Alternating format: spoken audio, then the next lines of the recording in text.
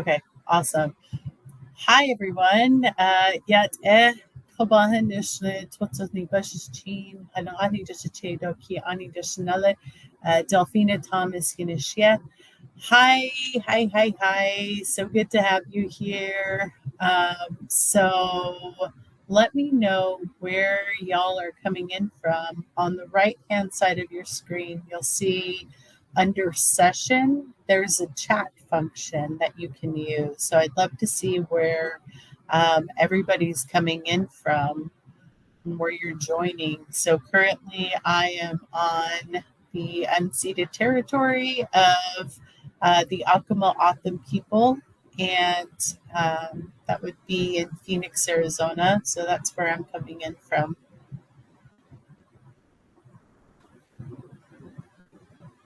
Cells. Nice. Tahana O'odham Nation. Fort Peck. All right.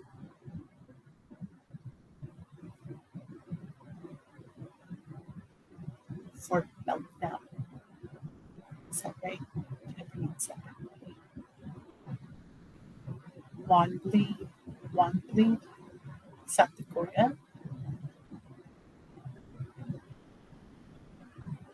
One of my colleagues from Montana said there were a lot of thunderstorms just going through all of Montana yesterday. So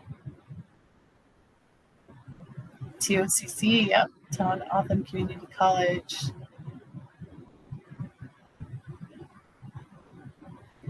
Crow Agency, Montana.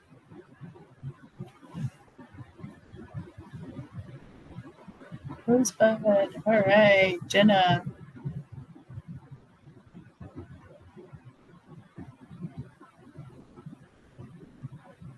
Fantastic. Well, I'm very happy to have you all here.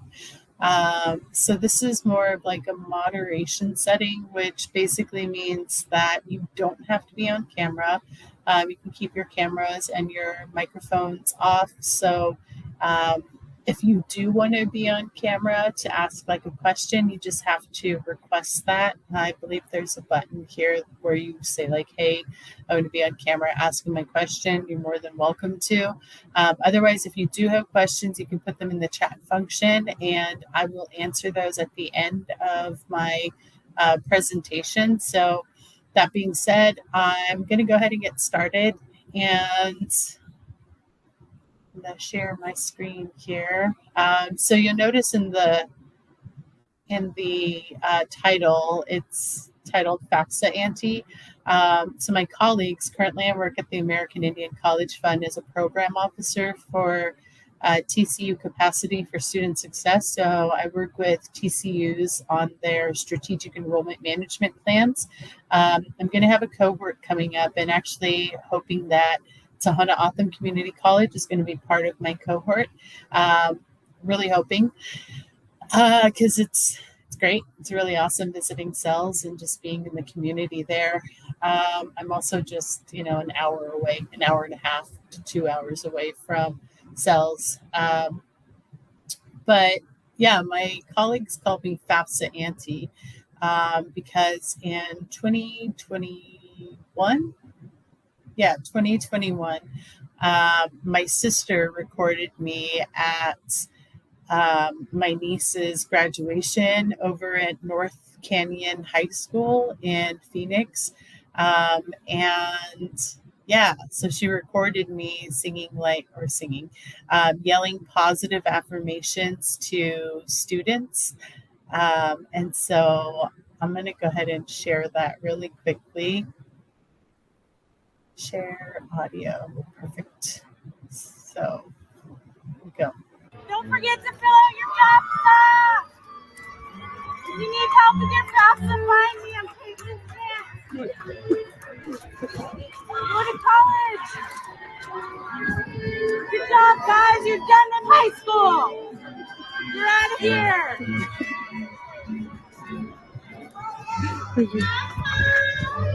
Woo!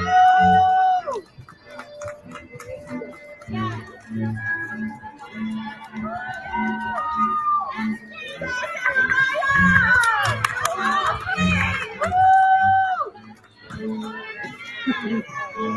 yes, yeah, go.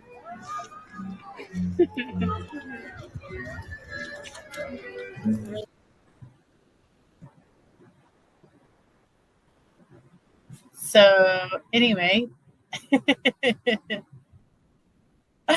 oh, yeah, other people have seen it. Yeah, so that was me yelling positive things at grad students and offering my assistance. And that went viral. So it was really funny. Um, so now people call me FAFSA Auntie. And so my colleagues, yeah, asked me to do this, and I'm really happy to do it to share some of the knowledge that I've acquired over the years. So I'm going to go ahead and just get into it.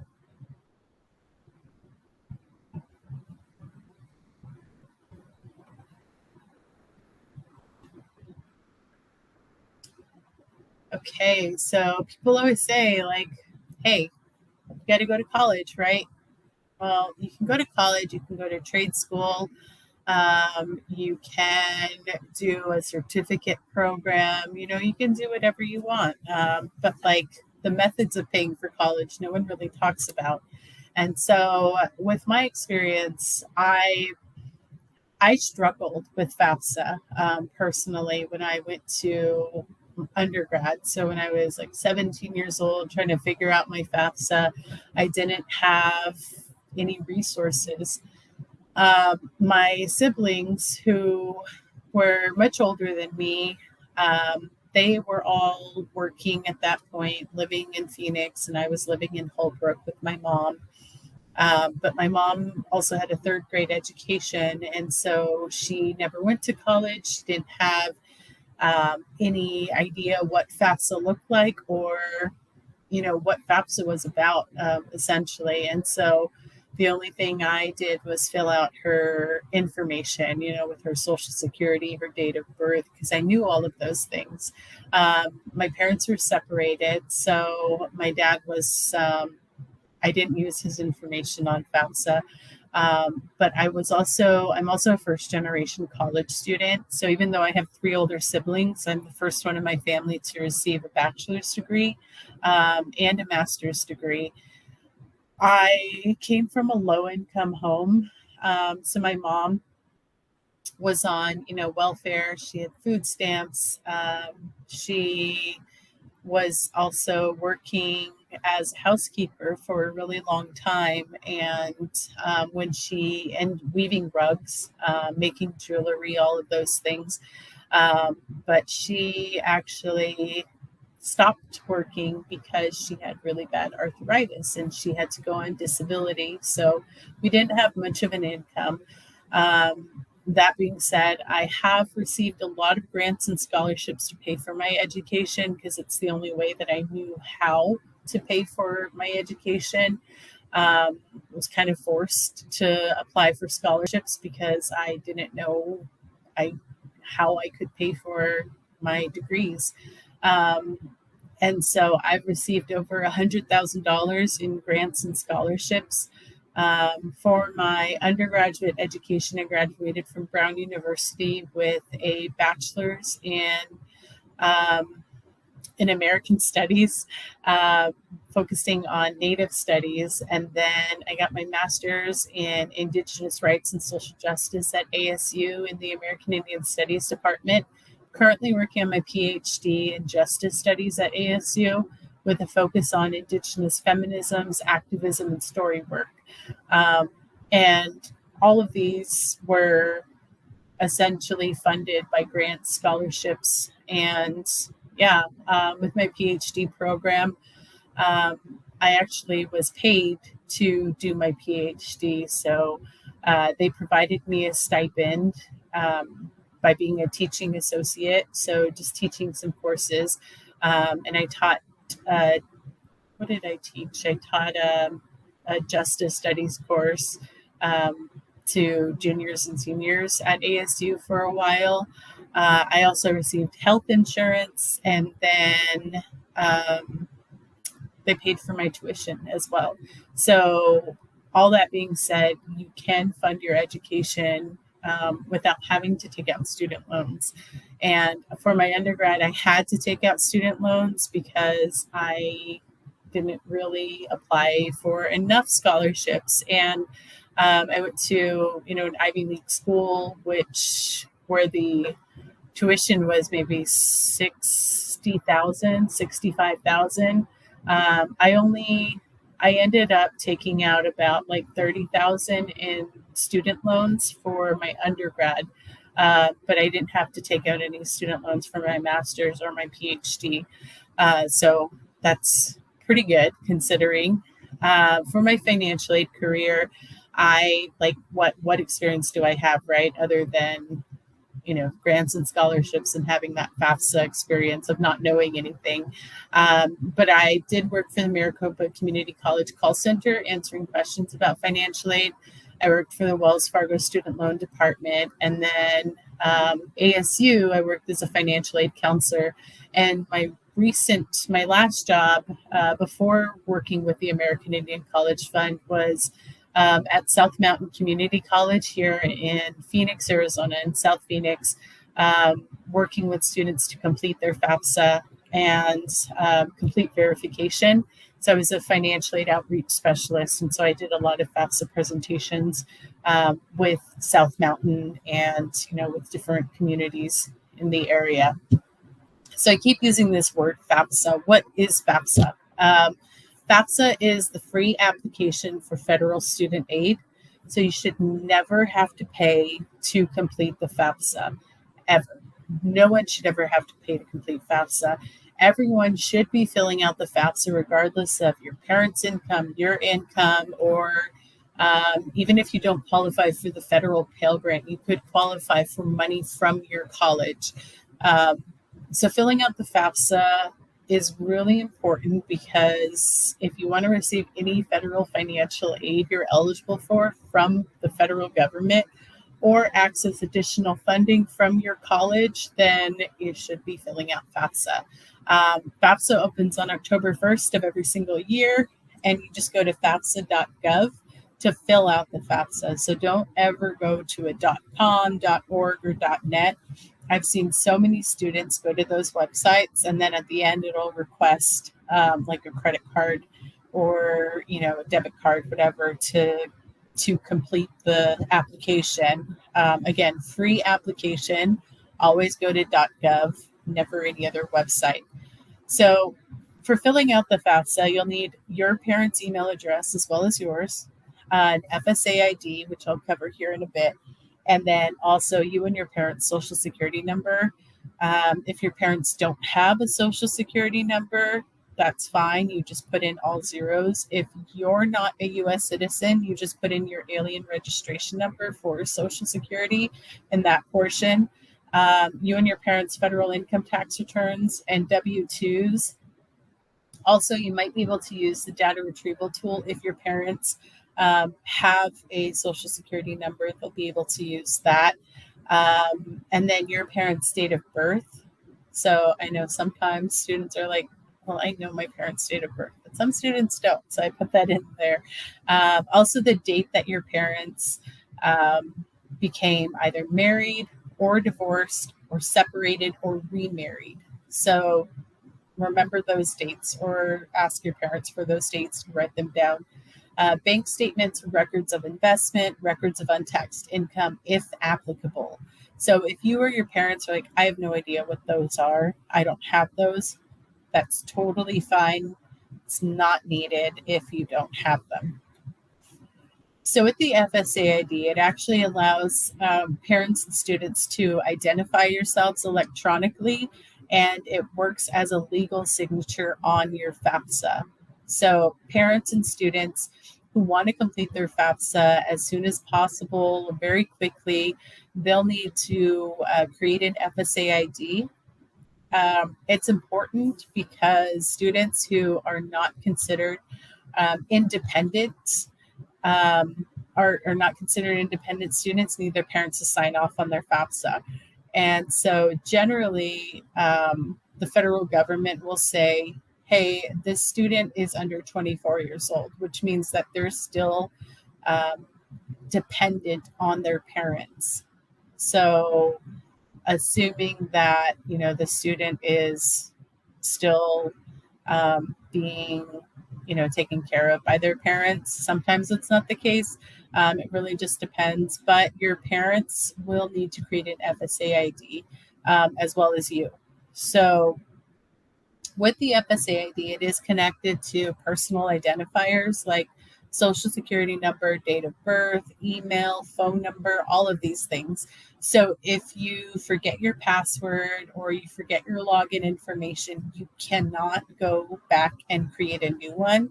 You'll have to reset your password or get into an old email or whatever it might be. But it is really important if you want to submit your FAFSA quickly. So with the FSA ID, similar to what your parents and you will need for the FAFSA, social security number, name, date of birth, creating a username and password, and separate email addresses, one for you and one for your parent. Phone number is also, it's optional, but I strongly encourage you to add your phone number on there so that it's easy to reset your password if you lose it. So you just go to fsaid.ed.gov to create one. And also update your FSA ID if you move. So if you move, update with your new address. If you get a new phone number, especially, or a new email address, you'll have to update those. And for students in high school right now, I strongly advise you to use your personal email address, one that you use frequently, because I've seen so many students get kicked out of their FSA ID because they use maybe like their high school email address, and then the high school's like, well, you don't have access to this email anymore, so there's no way for the student to get back in. So when you create your FSA ID, use an email address that you use frequently. If your parents don't have an email address, I would not advise them to, or a personal email address, I wouldn't advise them to use their work email because, again, if they change jobs, they're going to get kicked out of that email as well. So have your person or have your parent use a personal email address. If they don't have one, create it for them, and then you keep that information or have them keep their information in a safe place and have them log into it like once a month if that. Also, again, keep all of this information in a safe place because it is sensitive, and you wouldn't want anyone to just jump into your FSA and start messing with your information. Um, so with the FAFSA, I've learned a lot of things in my position as a financial aid counselor or someone that's been helping students with FAFSA. Is just that there's a lot of myths, right? There's a lot of things that we hear, and then we hear it from our counselors, we hear it from other students, from maybe our parents who haven't filled out the FAFSA in like decades, maybe. But oftentimes, this information isn't always correct. So saying that my parents make too much money, for instance, everyone should be filling out the FAFSA. So even if you don't qualify for the federal Pell Grant, which is free money, you actually might still qualify for money from your college. So sometimes your college will have additional money to provide to you as a student. So definitely fill out the FAFSA. You might also need to fill out FAFSA for scholarship applications. Sometimes scholarship applications will say like, well, we want to make sure that you don't qualify for the Pell Grant, or if you do qualify for the Pell Grant, even if you qualify for $1, there's some scholarships out there that will say like, oh, yeah, you do have some need, and they're need-based scholarships.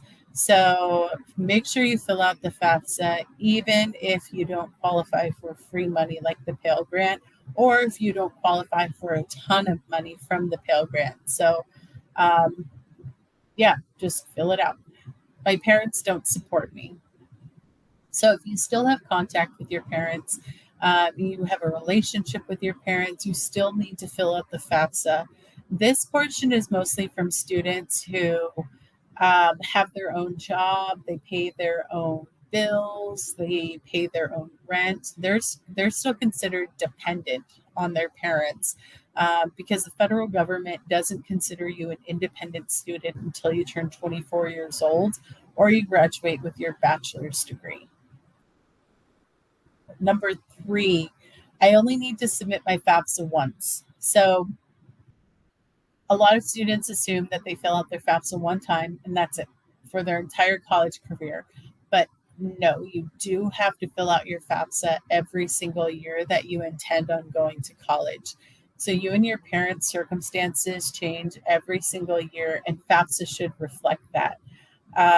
So eligibility can change from year to year depending on, say, like income changes. So FAFSA will take into account maybe the number of family members that your parents are supporting, stuff like that. So every year that'll change. And then I won't qualify because of my grades. So grade point average, GPA, is super important overall. But if you want to get into a good school or you want to get academic scholarships, then it's really important, right? But most federal student aid programs actually don't take grades into consideration until or the first time that you apply. But in order to continue receiving federal aid throughout your entire college career, you do have to maintain something called satisfactory academic progress. And this is determined by your school, but generally, SAP status or satisfactory academic progress, as long as you have a GPA above 2.0 or higher, you're passing 2/3 of your courses, and you're on track toward your degree, you'll be fine. Sometimes students will go below that 2.0 GPA, or maybe they're passing half of their classes, in which case they might get a warning for academic status, or their SAP status, or maybe they're taking a bunch of courses that don't apply toward their actual degree program, and then they're just accumulating a bunch of credits. Generally, I believe it's 90 credit hours at a community college. So if you're going over that 90 credits, that means that something's happening, right? There's a reason for that. So maybe you changed your program throughout like a bunch of different times. That might also flag that SAP status. But overall, as long as you're hitting a 2.0 or above, you're passing 2/3 of your courses or more, and you're on track toward your degree, you're totally fine. Myth number 5, my parents can't pay the EFC. So when you submit your FAFSA, there's a confirmation page at the very end, and it'll show the estimated family contribution, or EFC. That's going to say SAI, I believe, in the next FAFSA year or the one after, which is Student Aid Index. It's essentially the same verbiage. It's just that students get confused when we say there's an estimated family contribution, and there's a number after that. So your family is not required to pay that amount. That number on the EFC, the number or the EFC, actually lets financial aid offices know what you qualify for in financial aid. So for instance, if there's zeros there, that means you would be eligible for the full amount of the federal Pell Grant and you have a higher financial need. As long as that number is below 5,000, you'll still qualify for something with the federal Pell Grant. And that just varies. It's like a sliding scale. But yeah, fill out your FAFSA. When you see the EFC, that tells the financial aid office how much you qualify for. But it also, on that same page, it'll tell you how much you qualify for in the federal Pell Grant. Myth number 6, FAFSA is the only form I need to fill out for financial aid. No. So FAFSA determines what type of federal aid you're eligible for, like grants, federal work study, student loans. You actually have to apply for individual scholarships, like tribal scholarships and scholarships offered by financial aid office or nonprofit organizations. I can fill out FAFSA anytime. Yes and no. FAFSA opens up October 1st of every year, and it closes June 30th of every year. So the current FAFSA is the 22-23 FAFSA, and that's the year that we're currently in. If you're a high school student and you want to take summer classes, fill out the 22-23 FAFSA because it's going to close in 17 days. The 23-24 FAFSA, that actually covers you for fall of 23, so starting in August, spring of 24, and summer of 24. So that's for the future academic year. I can't fill out my FAFSA because my parents don't have an income. So income isn't required to fill out FAFSA. If your parents didn't make any income in the tax year FAFSA is requesting, it's okay to put zeros in the income portion. Or if your parents had SSI or Social Security income or disability or Social Security disability income, they don't have to report that on the income portion of the FAFSA. FAFSA is complicated. Okay, so if you don't fill out FAFSA, you won't receive federal aid, grants, and scholarships you might be eligible for. FAFSA is a lot easier now than it was doing the paper version, because with the online version, it actually skips questions that don't pertain to you, and it just makes it easier to complete. If you also have the documents that FAFSA is requesting to complete the application, it just makes it so much easier. And then once you complete FAFSA for the first year, you actually can use the FAFSA renewal option, which makes it so much quicker and easier as long as your information hasn't changed. As far as like demographic stuff, then it'll just go through all the questions, like no problem. I'm done with FAFSA. That's all I need to do. So 30% of students who completed FAFSA are selected for verification by the Department of Education. But the documents that they request to complete verifications requested by the college you plan on attending. Verification sounds a little scary, but it's actually just a process where you as a student and also your parent would provide additional documentation that the school is requesting. So sometimes that might be federal tax returns or W-2s, household size form, or just other documents where they'll say like, hey, we just need to verify that this is correct. And I know I've used a lot of terms where I'm like EFC, COA, need, so we're going to cover just a couple of those, or just cover the three things right now. So EFC being the estimated family contribution, cost of attendance, need, how much money I need to cover my expenses, right? So EFC is, it sounds like that's what you would have to pay, but it actually is not the case. Your college determines how much aid you're eligible to receive using the EFC. And the EFC is calculated according to a formula on the FAFSA. You don't have to know the formula. It's just all the information that you put into FAFSA. It calculates your EFC based off of your parents, your family, or your taxes, your taxed and untaxed income, assets, benefits, family size, and then family members. But from what I understand, the upcoming FAFSA or the FAFSA after isn't going to include family members in college. So I believe it's this year or the next year. That's going to be the last time that they include the family members in college. So after that, that portion won't be included on the FAFSA anymore. And then financially determines how much aid you're eligible for. The EFC, along with your cost of attendance, will determine your need.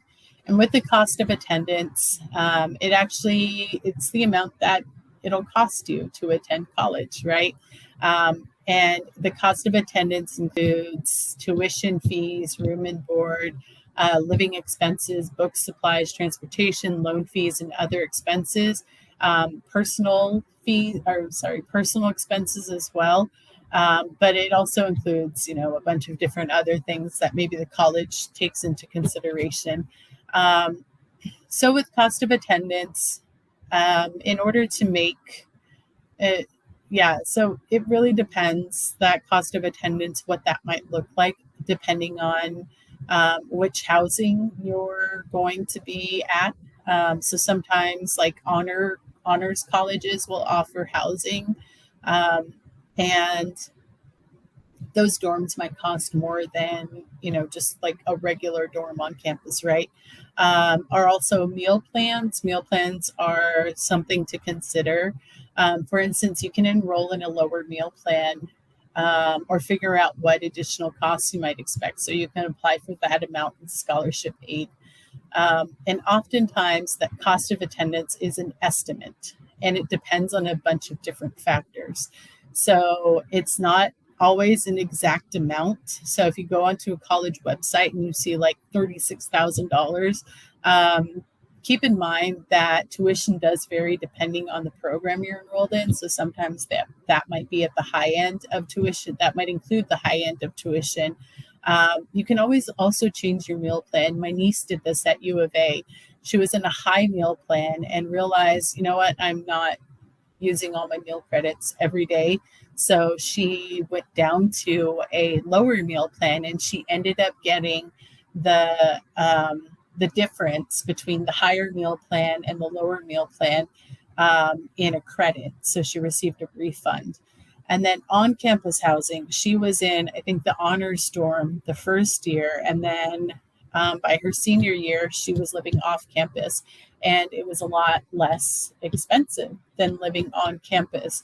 But she also applied for a bunch of different scholarships, received the scholarships after the school paid for their tuition and all these other things. She was able to use her refund to supplement her off campus living costs. So need, what does need have to do with college? So once you submit your FAFSA, you'll know if you'll be awarded the federal Pell Grant, and also different types of student loans.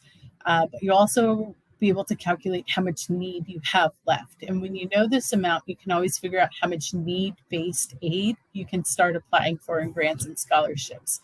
So you would just take your cost of attendance minus your estimated family contribution, which comes from FAFSA, and it shows you the amount of money that you need, right, left over. So for instance, if your cost of attendance is 16,000, your FAFSA says your EFC is 1,000, you need 15,000. So then you can apply for 15,000 in need-based aid in grants and scholarships. And so you would also be eligible for federal Pell Grant, FSEOG, a subsidized loan, Perkins loan, work study, and also need-based scholarships and grants. So who can help you figure out your need? So you can do it yourself based off of the this here, cost of attendance minus EFC, that determines your need. I can help you with that. And then financial aid counselors. So they're always there to help you to figure out how much need you have left. And so this is kind of just an idea of what like cost of attendance looks like based off of estimates. So like ASU versus a community college. So community colleges typically don't have housing. And so you'll see the room and board here. That's the expectation for living off campus. Other usually includes like personal expenses. For instance, like if you need to buy detergent for laundry, or you need to supplement, room and board, like food. You need to include food in that cost. Hygiene products, so like shampoo, conditioner, deodorant, all of those things. Those are included in other expenses. Room and board includes like rent for housing, and then also food. Board is always food. But oftentimes your tuition is going to be the upfront cost that you would pay.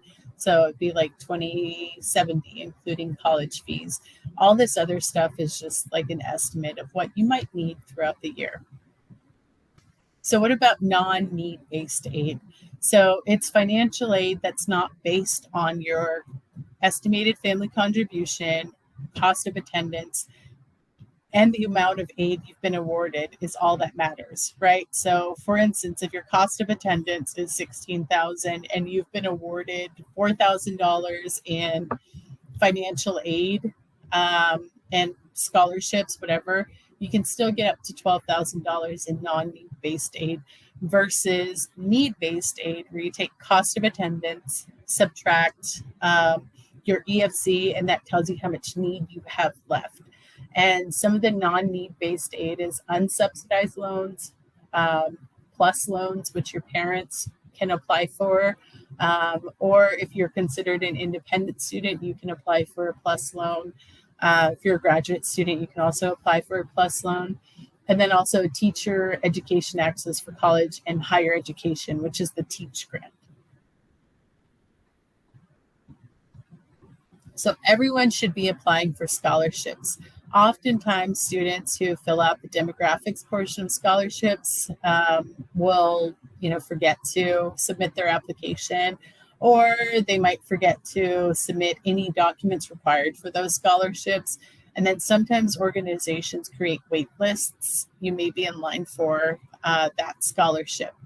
Always research scholarships to see what you're eligible for. Apply for all the scholarships you know that you're eligible for, and some that you might be on the fence about.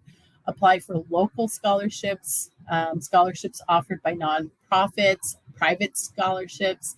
Check out your school scholarship portal and then apply for all the scholarships. Start looking for scholarships now. Most scholarship portals, a lot of them have closed, unfortunately, but there are still some scholarships out there that are also that have rolling deadlines, which means that you can apply year round.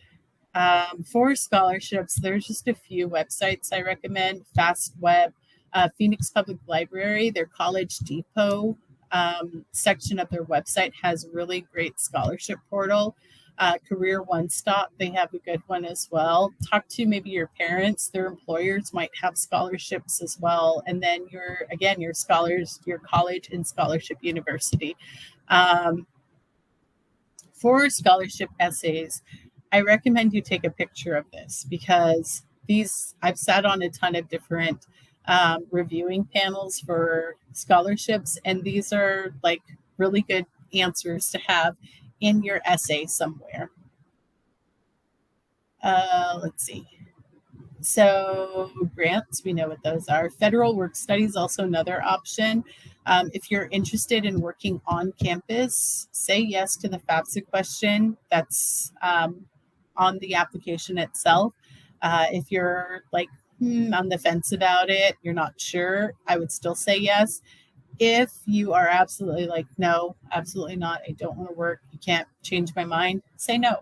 But if you do change your mind later on in the semester, you will have to go back into your FAFSA, change this question, change the answer to this question to yes, and then resubmit your FAFSA, wait for the school to get it, and then it's just the whole process.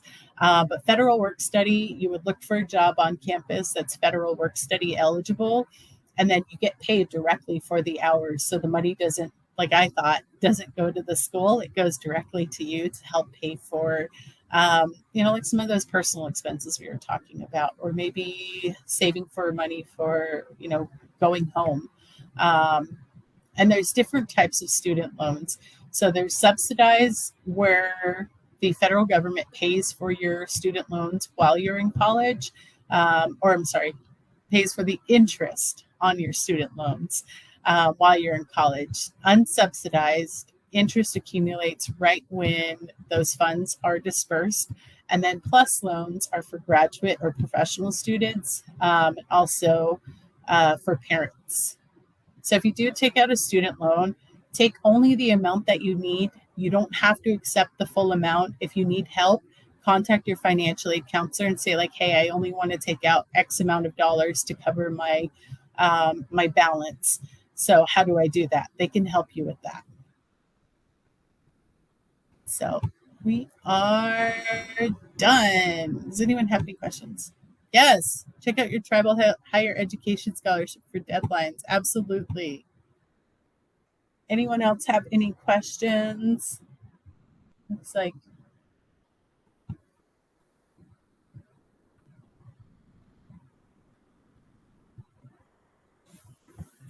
most tribal colleges don't participate in the loan program. yeah, if you're attending a tribal college, I would definitely talk to the financial aid office there so you can see what options are available. Right now, a lot of tribal colleges are actually offering like tuition waivers or paying part, like 50% of the tuition. I know, for instance, Tohono O'odham is also providing, like tuition waivers and yeah, just a ton of different colleges. So look at tribal colleges for tuition waivers and also partial tuition, waivers. Awesome. Thank you all so much for joining me. I really appreciate you being here. Yeah, have a great rest of your day. It looks like they're requesting our services or our attention, sorry, participation back in the main room. So thank you, David. Thank you, Jenna. Thank you, everyone, for being here. Yeah.